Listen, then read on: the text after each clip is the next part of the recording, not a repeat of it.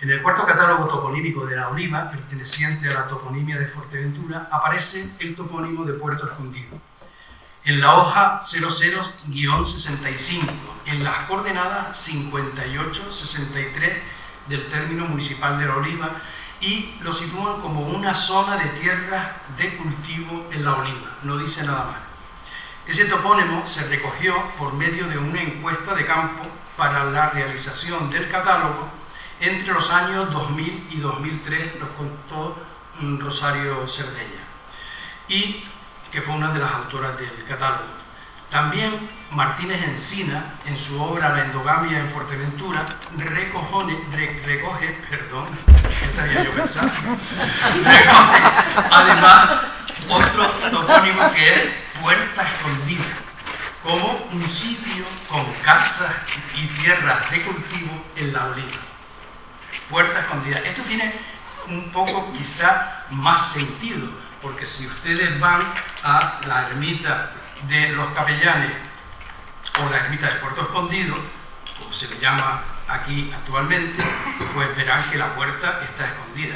Con respecto al término puerto, claro, se podría pensar cómo es posible que un sitio llano tenga ese nombre de puerto cuando además está en el interior. Es una cosa rarísima. Pero resulta que puerto también es un paso entre montañas, y que tampoco se da el caso de que este sea un paso entre montañas. Sin embargo, ahí está, en un llano, porque puerto también es un almacén y puerto también es una bodega. Y si está escondida, pues a lo mejor puede ser una bodega clandestina en un momento dado de la historia. Yo no sé de dónde viene el término, sé que el término está ahí, y los que hacemos toponimias tenemos que buscar por qué surge. No siempre llegamos a una conclusión que sea verdadera o fehaciente, pero por lo menos yo dejo lanzada la hipótesis. En las actas del Ayuntamiento de La Oliva del 7 de noviembre de 1980, el otro día casi, pues se da, bueno, 1980 ya han pasado 42 años. Pues ahí se da cuenta de una notificación de la Delegación Provincial de Cultura, negociado de inventario y catalogación, de fecha del 29 de julio anterior, donde Concha se acordará, al que acompaña una relación de las obras incluidas en el inventario arquitectónico provincial perteneciente al término municipal de La Oliva.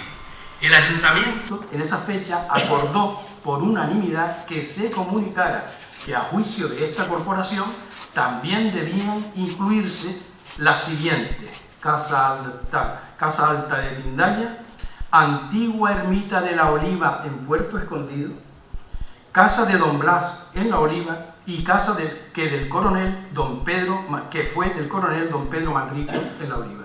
Estas fueron las 4 que se consideraron que debían incluirse en el catálogo arquitectónico. Pues bien, digo que doña Concha se acordará porque ella estaba en aquella época metida ya en la vida cultural de la Oliva. También Martínez Encinas identifica el nacimiento del núcleo colonizador y cristiano, él lo llama así, de La Oliva, con relación al documento conocido como el manuscrito de Navarro Artiles, en el que se dice que allá por los años de 1500, poco más o menos, unos individuos conocidos como los hermanos Hernández, residentes en la villa de Betancuria, construyeron en esta jurisdicción 2 casitas, con el objeto de pasarse a este término durante el tiempo de las sementeras, a fin de hacer en estos terrenos siembras de trigo, cebada y otros cereales que se daban muy bien en esta zona. Bueno, esto está escrito de una manera bastante literaria y es un manuscrito que veremos a quién pertenece. Al efecto, fabricaron las referidas casas y construyeron una especie de mareta o estanque para el riego de sus sembrados, todo ello en el sitio denominado Puerto Escondido, donde hoy se halla la casa de los herederos de don Pedro Manrique. Eso dice el manuscrito. Si el manuscrito dice eso, quiere decir que era de la época donde don Pedro Manrique ya tenía herederos y eran los dueños de esas casas. Bien, seguimos. A la idea de los hermanos Hernández se adhirieron otras personas, sigo con el manuscrito, y empezaron a fabricar pequeñas y diseminadas casas estimulados por las plantaciones de cereales. Más tarde, y cuando la importancia del caserío lo exigió, se edificó una ermita donde venía a decir misa un religioso de Betancuria. Dicho fraile paraba en unas casitas, que son distintas a las otras, que existieron en la hoy plaza de esta localidad, viviendas que se conocían por las casas del fraile. Así comenzó a formarse el pueblo de La Oliva. Esto es lo que dice el manuscrito que utiliza Martínez Encinas. En nota al pie, Martínez Encinas dice que este texto lo recoge del manuscrito en poder de don Francisco Navarro Artiles. El documento refleja no solamente una tradición, sino también da a entender la existencia de documentos que atestiguan tal nacimiento de La Oliva en el archivo municipal de la misma, que fue pasto de las llamas a finales del siglo XIX. Hemos reproducido únicamente lo referente al nacimiento, dice Martínez Encinas, al nacimiento de La Oliva. Y el documento coincide, continúa Martínez Encinas, coincide totalmente con las teorías de Viera y Clavijo y con lo afirmado en las actas del Cabildo. Bien, el manuscrito al que se refiere Martínez Encinas es un documento que fue escrito por mano del propio Francisco Navarro Artiles, que lo escribía todo a mano, y de ahí que se considere manuscrito. También un manuscrito es una obra escrita a máquina, se dice manuscrito mecanografiado, pero sigue siendo un manuscrito cuando no está publicado, por ejemplo, o inédito, obra inédita.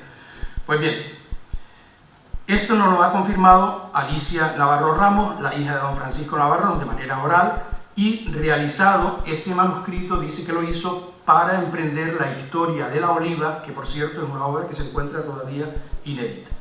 Se da la circunstancia de que el hecho de haber calificado el escrito de Navarro Artiles como manuscrito llevó a la confusión a algunos historiadores al creer que se trataba de una obra originaria de la época de la que estaba relatando, o sea, allá por el siglo, por los años de 1500, ¿no? Principios del siglo XVI, y que habría sido escrito entonces en esa época. Sin embargo, en aquella época no solía emplearse esa técnica literaria entre los historiadores, entre los literatos sí, como ficción, ¿no?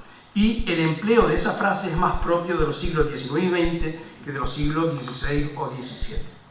Con honestidad, yo creo que la confusión todavía persiste por el hecho de que tanto los estudiosos como los eruditos insisten en la idea de considerar el manuscrito como un documento del siglo XVI. Esto es así porque, como comienza con la frase allá por los años de 1500, lleva a interpretar que era coetáneo de esta época.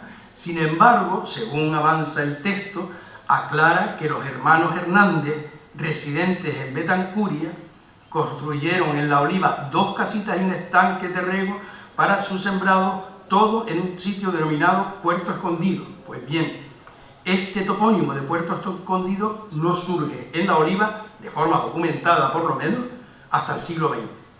Y con algo de atrevimiento se podría llegar a pensar que data del siglo XIX, a lo máximo. No existe ni un solo documento histórico, legal, ni nota de viajeros, ni siquiera periodístico que mencione el Puerto Escondido hasta 1980.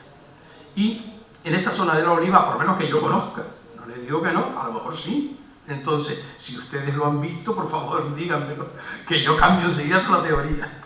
A ver, y por lo menos ya les digo que creo que es Francisco Navarro Artiles quien lo recoge por primera vez, porque se lo oye a la gente del lugar, que lo mencionaban así.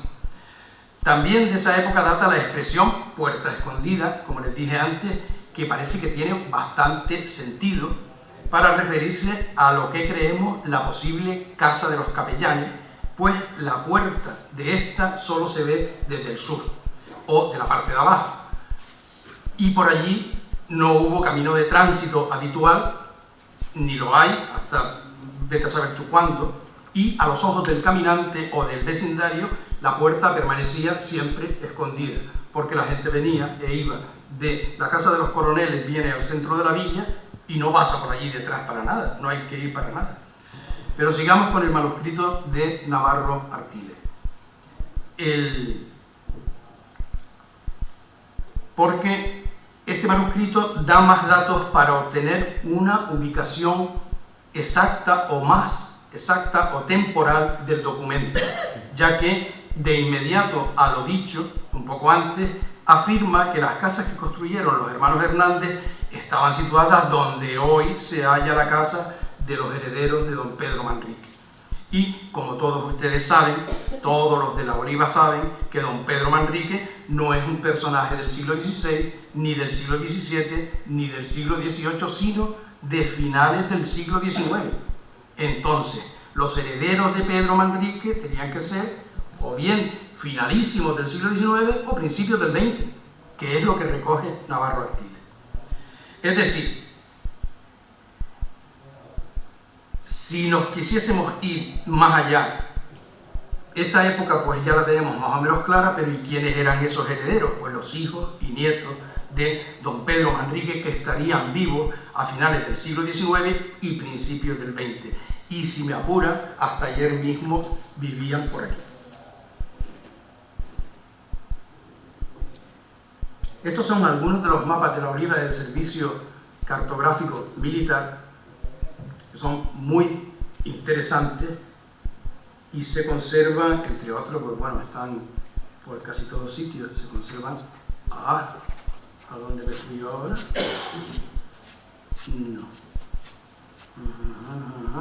A la D de Kingston, a La Oliva el 22, y ahora vamos a ver, aquí pone descendencia, pero no es la descendencia, es la línea genealógica de el primer asentado supuestamente en La Oliva, de forma documental. La gente viviría por aquí, ¿no? Y partimos del otro topónimo, que es la Rosa Blanca, que está relacionado con el Puerto Escondido o con las casas del capellán o con la ermita, porque sería la zona donde los capitanes Juan Mateo Cabrera y Pedro Cabrera Betancourt fundaron una capellanía a finales del siglo XVII, cuyos linderos eran la Roseta del capitán Juan de Cubas y de ahí a la ermita de Nuestra Señora de Candelaria, la iglesia, cogiendo dentro de dichos linderos dos casillas en que descansaban los religiosos de San Francisco cuando iban a decir misa al indicado pueblo de La Oliva. Venían de Betancuria los frailes para decir misa en La Oliva, donde descansaban en esas dos casillas que los hermanos Cabrera Betancourt, Juan Mateo Cabrera y Cabrera Betancourt, fundan la capellanía. Y sigue con los linderos desde esas casas en el pueblo de La Oliva, aguas de la Roseta del Estado, es un documento que está protocolado luego en el siglo XIX, hasta llegar a encima de la montaña de Nuestra Señora del Rosario y a dar los terrenos de los herederos de Luis Sánchez Jerez, que es este que ven ustedes aquí, el tercero, Luis Sánchez Jerez, ¿no? Y de allí a Tababaile y el camino que va a Vallebrón, o sea, toda esa zona donde se encuentra esta merced. Esto es interesante porque, ya les digo, esto no es un árbol genealógico, sino simplemente es la línea sucesoria de estos que se asientan en La Oliva. Bartolomé Hernández Jerez, que se los pongo el primero, que se casa con María Francesa, tiene un hijo que es Juan Hernández Jerez, que recibe una merced o una data de don Agustín de Herrera y Rojas. Su hijo es Luis Sánchez Jerez, que se casa con doña Juana Pérez de León. A su vez tienen un hijo que es, aparte de esto hay muchos más hijos y que se casan uno y otro, o sea, la descendencia es amplia, pero yo me he limitado solamente a los que están en esta línea, porque son los que heredan estas capellanías y porque fundan otras, como es el caso de don Ginés Cabrera Sanabria o don Juan Mateo Cabrera a mediados de la primera mitad del siglo XVII, que se casa con doña María González Chaqueda y que también funda otra capellanía. ¿Y cómo salgo yo de aquí sin tener que cerrar entero? Reduciendo. Ah, bien, perfecto. Qué lista. Entonces, vamos a ver.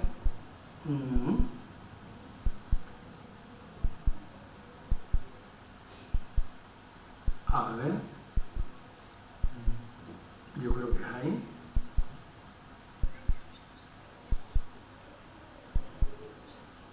Pasamos por esto. Bueno, don Agustín de Herrera en 1562 otorgó una merced a don Juan Hernández Jerez y en la Oliva, en las laderas de la Oliva, aguas vertientes abajo hasta el Espinar, con linderos que dice desde vuestra casa a dar a Vallebrón, o sea que ya la casa existía, ya ellos, el Hernández Jerez ya vivía aquí, y a dar a los caminos, dice, desde el abrevadero a la asomada del abrevadero y desde el abrevadero yendo por el cuchillo abajo, que hoy nos enseñó doña Concha donde estaba el cuchillo, a dar hasta el otro valle, a Vallebrón y de allí al otro valle, lindando con lo que se suele labrar del Espinar y llegando a dar al camino que va de vuestra casa, vuelve a repetir, a Tababaile, tanto para abajo como para arriba, con más de la dicha fuente, con condición que no perturbéis el agua a los vecinos y caminantes para su beber, con tal que ninguno de ellos beba con ganado, sino con los vuestros, dice. Los Hernández en la Oliva, por la data otorgada por don Agustín de Reyes Rojas, se sabe que ya vivían aquí desde, por lo menos, la primera mitad del siglo XVII, porque la merced que se le otorga a don Juan Hernández Jerez expresa que uno de los linderos partía desde vuestra casa a dar a Vallebrón. Y en 1562, don Agustín de Reyes Rojas todavía no había sido agraciado con el título de conde de Lanzarote por Felipe II, por lo tanto solamente era señor de las islas, en parte, ¿no?, del señorío de las Canarias Orientales, y como tal señor le entregó esta data de tierra o merced a Juan Hernández Jerez, por lo que se expresa de modo directo que el Juan Hernández Jerez ya habitaba en esta zona. Pero ¿por qué don Agustín de Reyes Rojas le otorga esta data a un tal Juan Hernández Jerez? Porque le habría hecho algún favor, se podría pensar. Bueno, el personaje en cuestión tiene su importancia, pues alguna información lo hace capitán de caballo, también lugarteniente del señor don Agustín de Reyes Rojas en la isla de Fuerteventura, con nombramiento de don Agustín de Herrera.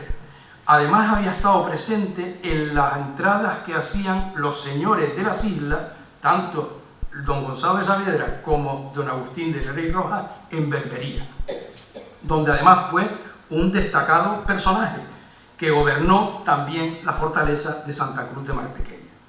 Su sobrino, Melchor Hernández Jerez, también fue gobernador de Fuerteventura por Argote de Molina. Pero, ¿quiénes eran estos Hernández de Fuerteventura? Pues en primer lugar hay que tener en cuenta que el apellido Hernández o Fernández se utilizaba indistintamente en esta época, como evidencian todos los documentos coetáneos. Se sabe por Viera y Clavijo y por Abreu Galindo que el famoso Pedro Fernández de Saavedra, señor de las islas, en cierta ocasión raptó a la hija del jerife de Fez, o del rey de Fez, y con ella tuvo 2 hijos o más, que serían Fernández Saavedra o Fernández Jerif, o Sheriff, o Jerez, pues tienen la misma raíz etimológica, el jerife que el Jerez. Uno de esos hijos de Pedro Fernández Saavedra fue Alonso Fernández Saavedra, quien murió cautivo y cristiano en Fez después de 26 años de cautiverio a mediados del siglo XVI.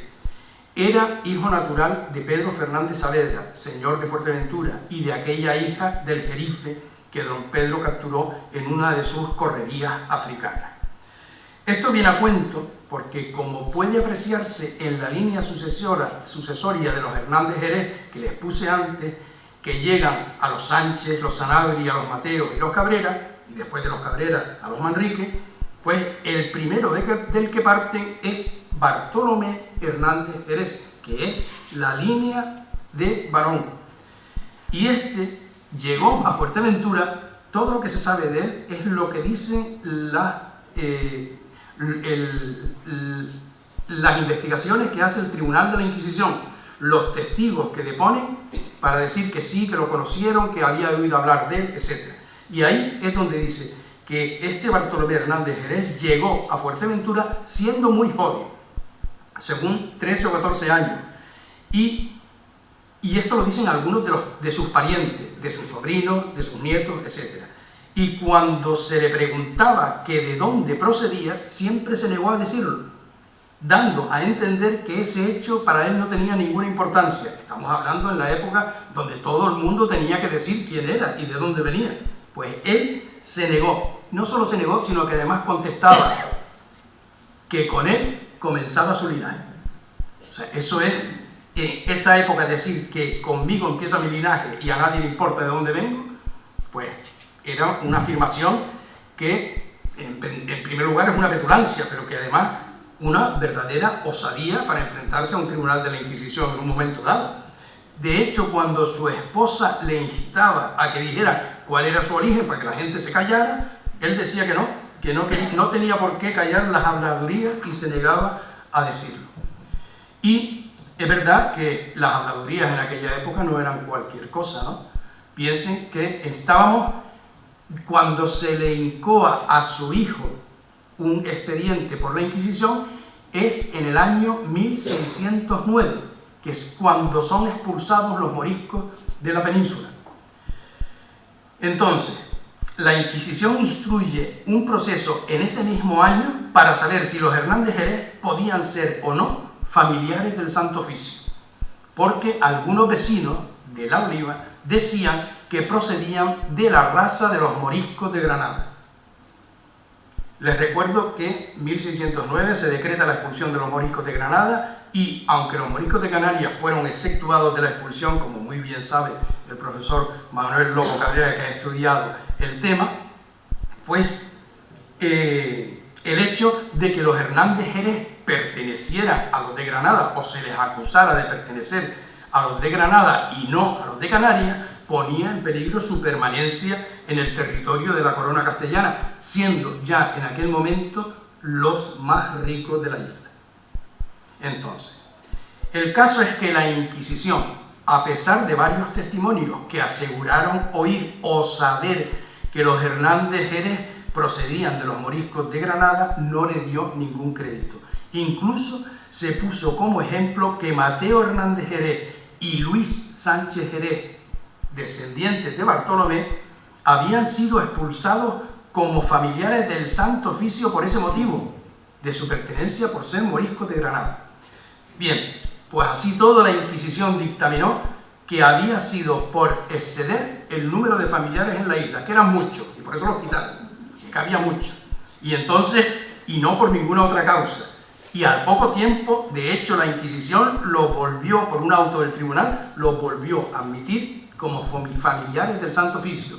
Y a partir de ahí, todos sus descendientes fueron familiares del Santo Oficio. Luego aparece un apellido que ellos no tenían, y es de Villavicencio. Son Hernández Jerez de Villavicencio. ¿Por qué? Porque hay quien hace una genealogía en el siglo finales del XVIII, principios del XIX, hace una genealogía en la que considera que si este Bartolomé viene, Hernández Jerez, viene de Jerez, en Jerez hay unos Hernández que son Hernández de Villavicencio y que vienen además de los, como decía, de los duques de San Lorenzo, grandes de España, conquistador de las Islas Canarias. Pues ya está, pues tiene que ser el mismo. Y entonces, a partir de entonces, se llaman todos los Hernández Jerez, son Villavicencio. Eso es todo, creo que me he pasado. Ya está, muchas gracias. Hay más cosas, pero...